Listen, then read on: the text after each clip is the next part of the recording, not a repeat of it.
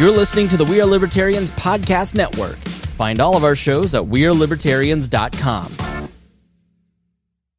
This episode is brought to you by Shopify. Upgrade your business with Shopify, home of the #1 checkout on the planet. Shop Pay boosts conversions up to 50%, meaning fewer carts going abandoned and more sales going cha-ching. So if you're into growing your business, get a commerce platform that's ready to sell wherever your customers are. Visit shopify.com to upgrade your selling today.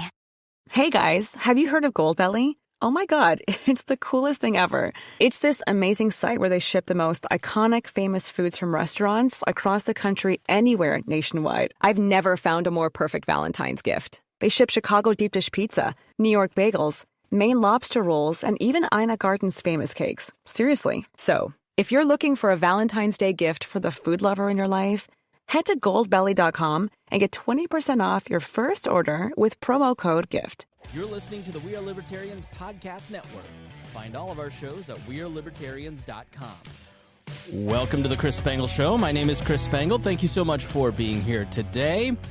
And I don't know if you know about the Free to Choose network, but once you discover it, if you haven't already, you're going to love it. And you're going to get many great benefits. And they have a new documentary about the great Thomas Sowell. The documentary is Thomas Sowell, Common Sense in a Senseless World at sowellfilm.com. And joining me today to talk about both the Free to Choose network and the new documentary about Mr. Sowell is Robert Chatfield, President and Chief Executive Officer of the Free to Choose network. And their website is freetochoosenetwork.org. Robert, thank you so much for joining me. Chris, thanks so much for having me. Pleasure to be here, truly. Let's start with the Free to Choose network, because in the world of MAGA, what Free to Choose offers is a glimpse into people like Milton Friedman and Thomas Sowell and Walter Williams, and taking their expertise and explaining it to common people. It's one of the reasons I love it. So what is the Free to Choose network? I was going to say, if that name sounded familiar, it's because we are the media company that produced Milton Friedman's Free to Choose over 40 years ago, still going strong today. In fact, the original producer of Free to Choose is still our founding chairman and still alive today. So I've been able to work under his tutelage for the last 3.5 years, essentially becoming, as he put it, he had the longest postdoctoral Milton Friedman session of anybody in the world. In terms of his relationship. But what we've done is we make, usually we make documentary films. Our distribution point is public television. And we choose public television on purpose because we know that's an audience that tends not to hear messages with regards to personal, political, and economic freedom. And those are the three things that I think Milton really wanted to emphasize. Again, personal, political, economic freedom. If you have all those three things, you're probably going to be happier, healthier, and wealthier than not. We then take those films, Chris, and normally we'll try to take and parse 12 to 15-minute segments out of those to create classroom teaching videos.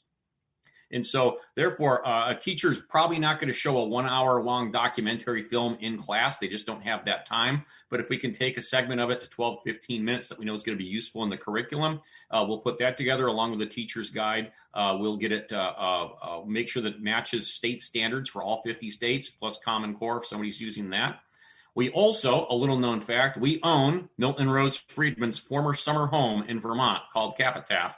And we bring college students there for week-long colloquiums where they literally study Milton Friedman's ideas in Milton's own living room. That's very cool. I'm a big fan of Milton Friedman. I have hanging on my wall the books of Milton Friedman, which I won from the Friedman Foundation for, it's an educational choice foundation located here in Indianapolis. Mm-hmm. I love Milton Friedman, but there may be people listening who aren't familiar with Milton Friedman and the documentary Free to Choose. Can you talk about both the man and the impact of that documentary?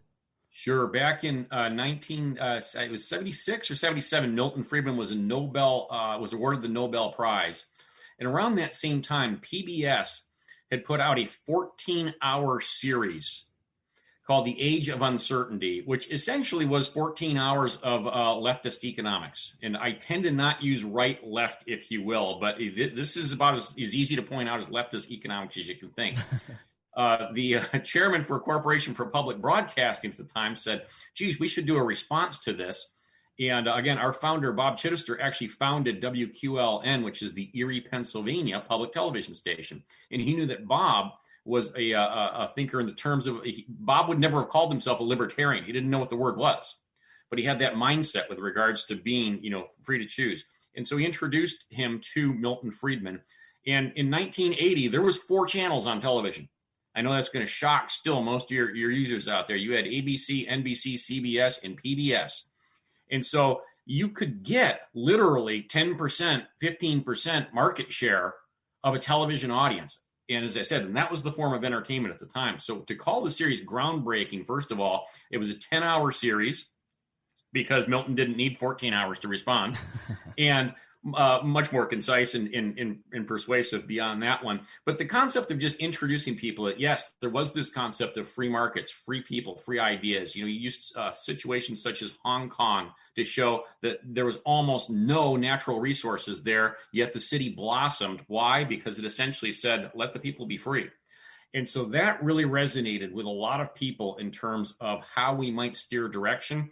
Then, of course, Friedman became a policy advisor to President Ronald Reagan. And most of your listeners probably know the answer to that question afterward. Again, deregulation, freeing of the markets, freeing of the people. And that concept, I think, was really driven by Milton Friedman. Yeah, when I talk to libertarians here locally, people who are in the older Gen X boomer age range, you usually hear, and even a lot of Republicans too, going back to the Reagan Revolution, you usually hear, I picked up Ayn Rand and Atlas Shrugged, or I saw Free to Choose.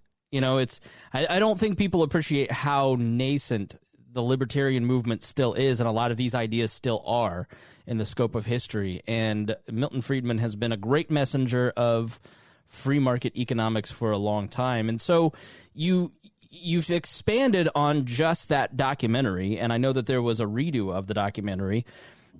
Give us a scope, an idea of the type of documentaries that the Free to Choose Network does. We tend to focus on 2 or 3 different things. As you might have guessed, again, this reason I'm on today is because we have a new biography on Thomas Sowell.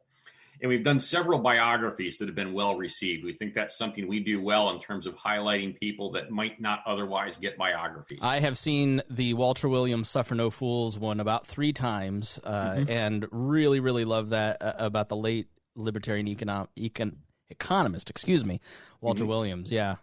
And this, by the way, I would be remiss if I did not tell you that George Shultz is 100 years old this year. Okay. We have just re-released our 3-hour series on George Shultz, which is actually getting pretty good airplay on public television stations as a re-airing right now. That's interesting. So we're really happy about that. And then, of course, the biography of Milton Friedman before that. And as I said, that's sort of one genre we take a look at. Another thing we take a look at is economics, and a lot of, again, just free market economics. And most people, when they sit there and they might try to brand us as, oh, you guys must be conservative. Milton Friedman, Ronald Reagan, you guys are just conservative Republicans over there. Well, we didn't agree with any of Donald Trump's trade policies. We rarely agreed with him on his immigration policies. There's a lot of things we would have disagreed with in terms of what people consider to be the Republican Party of Donald Trump or conservatism. And again, I try not to mention politics too often, but I want your viewers and listeners to know, that's not anything about what we're trying to be about. Almost all the films we produce, especially with regards to economics, are there so that they can be evergreen. We're trying to come up with topics that people, if you look at it 10 years from now, 15 years from now, 20 years from now, the topics are still relevant.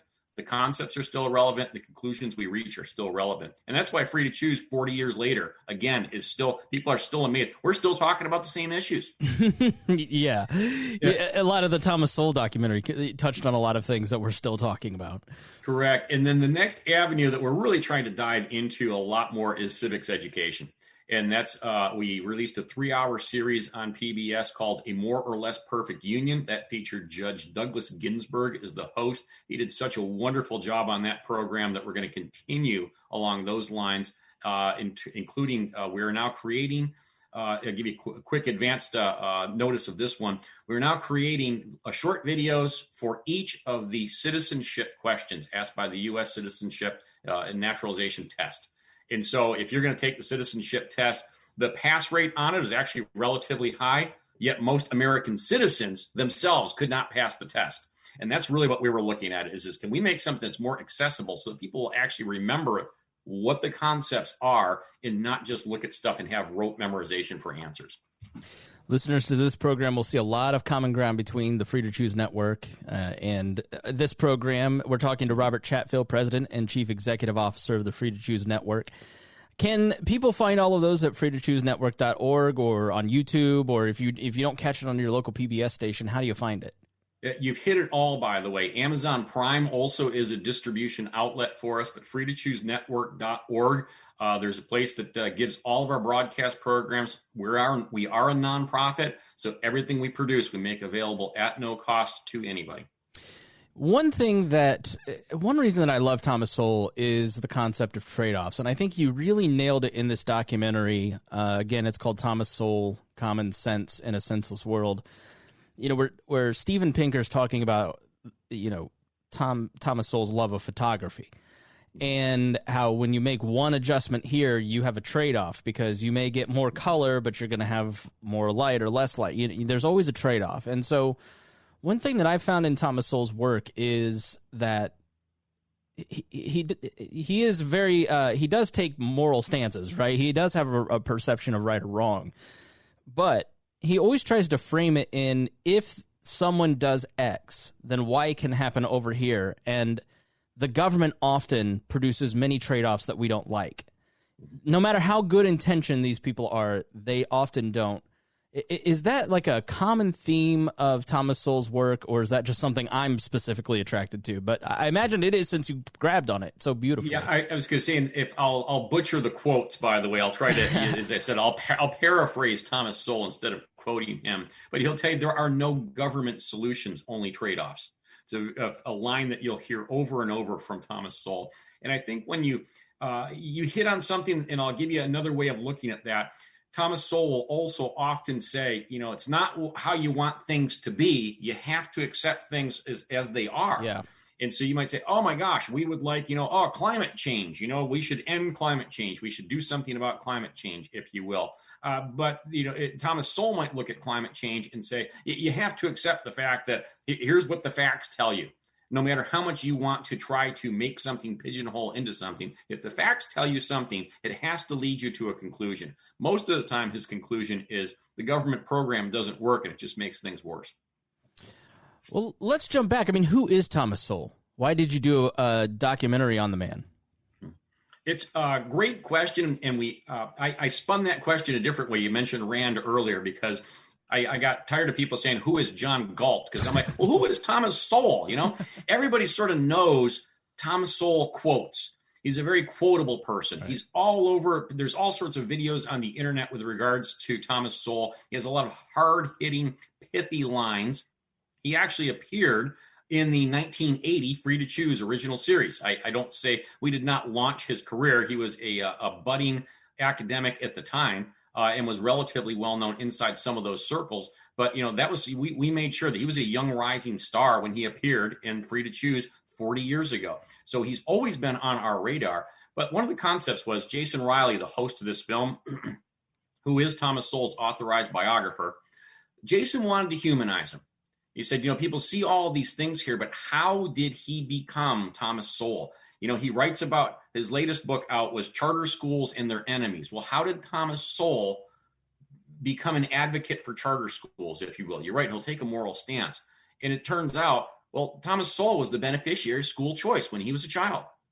Back before anybody was railing about vouchers or charter schools or anything of that, there was school choice in New York City. If he didn't like the school he was at, he went to a different school. And he says that made all the difference. And I think if you look at it from that perspective, a lot of Tom Sowell's life experiences have led him to the positions that he takes. Jason wanted to try to get a little bit deeper into those and to show the human side of Tom, to say this is why he is like he is. He's not just somebody who's staking out a position. As most people know, Tom Sowell is actually very media shy. Yeah. He doesn't actually do a lot of interviews. He doesn't appear on TV. He's not one of those guys who's trying to be in front of the camera all the time. Yet he's well known as somebody who takes a contrarian view. And how did he get to that component? Obviously, it wasn't because he wanted to become rich and famous and a television star. He wanted to show people the facts, and he wanted to show people the truth. Yeah, I mean, if you go on YouTube and search for Thomas Sowell, the appearances of Thomas Sowell are in basically reverse order. One Dave Rubin appearance, like 3 interviews on Uncommon Knowledge, and a bunch of Fire in Line with William F. Buckley from the 70s. Like, there's not much out there, but I think you raise a really good point, and I think you nailed it with the documentary, in that 40 years ago, Free to Choose on PBS was like a bright, shining light in the darkness, right? Like in a sea of just monolithic media. And now we have so many different forms of media that it's easier to kind of tell your story. But when you look at Milton Friedman, Thomas Sowell, Walter Williams, some of these folks who have kind of had these long careers, they get truncated down into being the contrarian. Yeah. And you sort of lose sight as to what motivated them. And what I liked about, like, specifically the charter schools segment that you just talked about is it really shows how deeply personal it was to him and why he chose, schooling and charter schools as an issue, and why he picked certain things, because he wanted to make it better for individuals who had the experiences that he had. And I think sometimes that's lost in some of these figures. They're just evil people who they're fighting against the common good. And I think you really nailed why this is important to him. Yeah, thank you. And I'll give you the other reason for making the film, Chris, is what you and I certainly know who Tom Sowell is. Tom Sowell told Jason Riley, who is the host of the program, by the way, he told Jason Riley, probably 95% of the people in the United States have no clue who he is. All right. And for us, our biggest measure of success, and we're going to try to track this through statistics on our website, I don't know how successful we're going to be, is will people bounce off of the film website and go find out more about Thomas Sowell? Can we find out where they're going after the fact to see, are they interested in learning more about Sowell and Sowell's ideas? And I think that's probably the biggest thing. If you go through some of the comment section that you see on the film, it's amazing to me that you'll have people say, oh my gosh, I just learned about Tom Sowell 6 months ago. Somebody just introduced me to Tom Sowell a year ago. And yet the guy has over 30 books. He was a syndicated newspaper columnist. And again, as I said, a leading thought provider. And it's because he didn't fit the narrative. He never fit the narrative, so he was never going to get the press. Yeah, I mean, let's talk about his books, because he's written many great books. Yeah. I love A Conflict of Visions, which, really breaks down the left-right view of things. But Basic Economics, I think, is kind of his standard textbook about economics that everybody probably starts with. What are some of your favorite Thomas Sowell books, and what would you recommend if they want to jump in? I was going to say, if you can post this after the fact, I'll actually give you the titles of these. But in the 1990s, he came out with, I don't know if it was a planned trilogy, but he had 3 books in a row that essentially were about culture. And it was when he was at the top of his game with regards to international research. And I'll get your listeners the title of them, but they were, something along the lines of, Conquest and Culture, Race and Culture, Civilizations and Culture, very similar titles with regards to the books. But I think that's some of his best work. Sowell himself will tell you that he had 2 favorites. I think he liked the book Say's Law that he had done earlier in his career, because it really talked about economic theory. And again, it gives you that underpinning for everything that was to come with regards to Thomas Sowell after the fact. Yeah, I love controversial essays too. It's just, he's such a clear and concise writer. We'll put a lot of titles in the links in the show notes, so if you want to grab one of his books and start reading. Obviously he just retired from being a columnist, did he not? And I know that he's older. Yep. Yeah, I was going to say, so yeah, he's over the age of 90 now. He retired as a columnist, and we sort of address it a little bit, but Tom himself even addresses it almost tongue in cheek to say, my gosh, he went on a vacation and he realized this is great. I don't have to do this every single week, listening to the news, etc. But he's still writing, and he's always going to be a prolific writer. I don't know what's coming out next, honestly, but I heard he's usually working on updates of past books. And almost always he'll tell you if he can find the facts. So if he can find the facts and it's something of interest to him and he thinks it has been misportrayed somewhere and that people don't have the facts and cannot make the decisions on their own, that's the kind of stuff that Thomas Sowell is going to look at in terms of his own future writing. So while he's gone, as I said, the most recent thing he did obviously was a tribute to his great friend Walter Williams. And, just let you know how how fleeting life can be.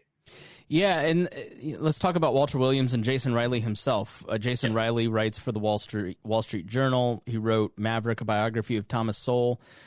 You have the classic Buckley joke that, the FAA keeps Walter Williams and Thomas Sowell off of a plane together because if it goes down, then both black conservatives will be lost. Right. His racial identity did not define his work, but I think it was an important part of his work because so much of what he wrote was about his view on the world and his experiences in the world. Yeah. How important was just being a black conservative in a time when there were not many over the last 50, 60 years of his public life? I will state that Tom, much to his chagrin, our program is mostly going to be aired in public television during Black History Month. and Tom did not want to be identified as a black conservative. Right. You could call him an economist. You could call him a philosopher. You could call him something else. But to put the adjective black conservative anything before him, actually, Tom was never in favor of that. And while he, again, was identified with that movement, if you will, because his ideas and his thoughts and philosophy most aligned with those, Tom would tell you, the color of his skin had nothing to do with how he came to his visions, how he came to those philosophies. It was the facts. Yeah, and that definitely comes across. And I asked that question last because I just think he's such a brilliant thinker, and I think it's easy for people to kind of pigeonhole someone into that one thing as opposed to looking. Walter, by the way, was a little more open about that, and I'm not spoiling this here. If Walter would substitute for Rush Limbaugh, he would start his shows with "Black" by popular demand. So Walter had a lot of sense of humor, knowing that his views were contrarian to what the mainstream message was. But Walter also coined that wonderful phrase, "the poverty pimps." Right. And Walter would keep a running total of the amount we need every year to lift everybody out of poverty. How much would we actually have to give these people to lift them out of poverty versus how much did the government spend on programs trying to lift people out of poverty? And of course, the government programs always spent more than you would actually have needed to just give the people the money. Yeah, Walter Williams seemed to have a little sharper elbows and was a little more willing to wade into some of that stuff. But what I love about Sowell and Milton Friedman that I just think really needs to be recaptured is that the facts that Sowell researched and the way that he wrote and the ideas that he held were provocative in and of itself in challenging big government. And they didn't need gimmicks. They were very gimmick free. They were very expertise based, but they wrote for the common man. Yeah, especially as I said, Milton and Milton. By the way, when we first started, Milton didn't want to do the television series. Really? Milton actually said, you know what? If they're going to be persuaded by watching an hour of me on television, then the very next hour they're going to watch something else and be just as persuaded there. We really had to persuade him that he could use mass media as a way of reaching people. And I think, as I said, Milton always had that ability, you're right, to speak to the common person and never talk down to that common person. I think Tom Sowell purposely does choose subjects and topics that interest him, that he knows from the facts that it's going to be a little bit controversial. So as I said, Tom's not going to shy away from that. And what Tom does even better than anybody is just gives you that one phrase, that very memorable phrase that you can use to color something, if you will. And one of the ones, for example, that I love, he talks about, equality. Well, you can't get equality of outcome from people who grew up in the same household. If you have parents raising children, they don't come out equal. They don't come out in the same exact place. If you can't get it in the same household, how are you going to get it in the nation? It is. I see him quoted on Twitter all the time. There's a Thomas Sowell account on Twitter that's obviously probably not run by him, but it's like so retweeted. He really was he was like 40 years too early for Twitter. I mean, but he's really well versed for that medium. And I don't think he would have used it. As I said, you are correct. He does not actually run his own Twitter account. So final word. I mean, give us the elevator pitch for the movie and Thomas Sowell and engaging in this and spending the hour with him. Why should people get to know Thomas Sowell more? I just think, as I said, this is one of the projects we've done that I'm most proud of because we really did. We took the time to understand what made Tom Sowell. Really, who is Tom Sowell? If you're looking for a greatest hits of all of Tom Sowell's pithy sayings, quotes, etc., this is not the movie for it. This is the movie to sit down, watch, and find out how he became Tom Sowell, how he came to those philosophies. And then again, I hope what this really does is introduces an entire population of people to Thomas Sowell who have never seen him before. Free to Choose Network has been very happy to produce and work with Jason Riley on this film, Thomas Sowell, Common Sense in a Senseless World. And I really do. I think it's one of the best 1 hour time blocks anybody can set aside. And you spell his last name Sowell. So if you're looking for it and you're Googling it, it's soulfilm.com. What do you have coming up next? Can you tell us what the Free to Choose Network is working on next? Absolutely. We and it's already done in the can, releasing this fall, and we may be, I'll foreshadow a little bit because I'm not supposed to do this one here. We hope to premiere at a certain festival in South Dakota this summer. Okay. A new 1 hour documentary on corporate welfare called Corporate Welfare, Where's the Outrage? It features our longtime host, Joan Norberg, and we're going to look at the many strands of cronyism and why a bunch of people are funding a certain subsegment of the population. In other words, when people look at welfare, they mostly think of, my gosh, we pay welfare to these poor people. How much is the right amount? Should we pay these people? How should we distribute it? I've never once heard anybody said, you know what? Poor people in the middle class really need to support the corporations through reverse taxation more often. It's exactly right. Well, we'd love to have you back to talk about that. Robert Chatfield, President and Chief Executive Officer of the Free to Choose Network, thank you so much for being with me. Thank you, Chris. Thank you for listening to The Chris Spangle Show, and we will see you again soon.